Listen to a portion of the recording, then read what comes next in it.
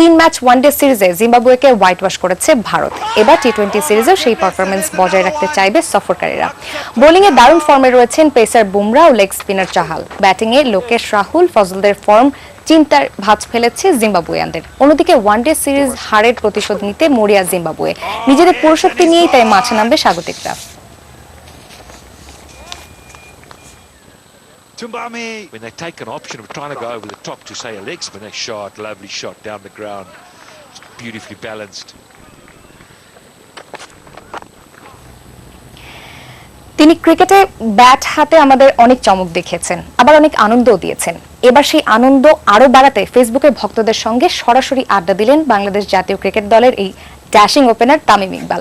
ভক্তদের সঙ্গে তামিমের সেই আড্ডার কিছু ভিডিও দেখে শেষ করব আজকের স্পোর্টস ইনসাইট। ভাই কেমন আছেন সবাই? এই কোয়েশ্চেন আনসার সেশন আমি অনেক দিন ধরেই আসলে করতে যাচ্ছিলাম, বাট সামহাউ এটা টাইমের জন্য হয় নাই। আর আজকে আপনারা অনেকেই কোয়েশ্চেন করেছেন, আমি চেষ্টা করব পুরোপুরিটা আনসার করার জন্য, যতটুকু সম্ভব হয় টাইমের মধ্যে আনসার করার জন্য। ফার্স্টে আমি কিছু আমার ব্যাপারেই বলি, যেটা আপনারা সবাই জানেন যে আমাদের ঢাকা প্রিমিয়ার লিগ চলছে, আর ওটার আবহাওয়া মাশাআল্লাহ খুব ভালো খেলছে। আমরা ফার্স্টে খুব একটা বেশি সুন্দরভাবে স্টার্ট করি নাই, প্রথমে আমরা বেশ কয়েকটা ম্যাচ হেরে গেছিলাম, বাট এখন একটা ভালো পজিশনে আছি।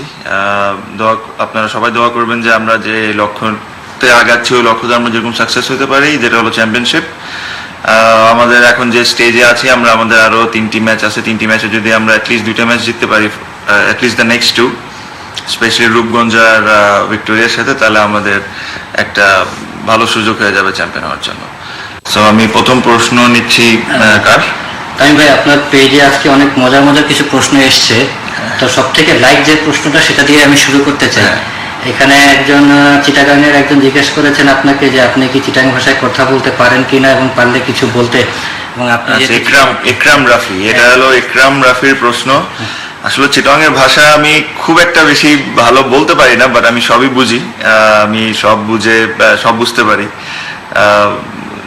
এটাই। বাট আমি আপনারা সবাই জানেন যে আমি চিটাগাং থেকেই, তো চিটাগাংয়ের জন্য আমার হাতে একটা স্পেশাল জায়গা সবসময় থাকবে। আর আমি ক্রিকেট খেলাও শুরু করেছিলাম ওখান থেকে। চিটাগাংয়ের ফ্যান্সদের জন্য বলেন, সবসময় একটা স্পেশাল জায়গা তো অবশ্যই থাকবে ওদের জন্য। পরের একটা প্রশ্ন ছিল তারেক রায়হানের পক্ষ থেকে। উনি জিজ্ঞেস করছিলেন যে আপনি আয়েশা ভাবিকে প্রথম কোথায় দেখেছিলেন এবং কোন জায়গায় দাঁড়িয়ে থেকে দেখতেন, এই ব্যাপারে একটু জানতে চাচ্ছি। তারেক রায়হান ভাই, আমি আয়েশাকে ফার্স্ট দেখেছিলাম আমার স্কুলে। আমি আরও সেম স্কুলেই পড়াশোনা করেছি, ও আমার জুনিয়র ছিল। সো ওখান থেকে আমাদের এই লাভ স্টোরি স্টার্ট হয়। তো আপনার যদি ওখানে দাঁড়িয়ে থাকতে হয়, তাহলে সানশাইন গ্রামার স্কুলে যেতে হবে, ওখানে যা দাঁড়িয়ে থাকতে হবে। আর আমি শিওর যে আপনার লাইফ পার্টনার যেই হবে, আর আপনি যদি কারোর সাথে আছেন, আমি শিওর, আমি বেশ করি আর আমি দোয়া করি যে আপনাদের লাইফটা যেরকম খুব সুন্দর থাকুক। আপনার ক্রিকেট জীবনের সবচেয়ে আনন্দকর মুহূর্তটি কোনটি, যদি সেটা বলে থাকেন? যখন আমি ফার্স্ট ন্যাশনাল টিমের জন্য সুযোগ পাই, ওটাই আমার জন্য সবচেয়ে বেশি আনন্দ ছিল।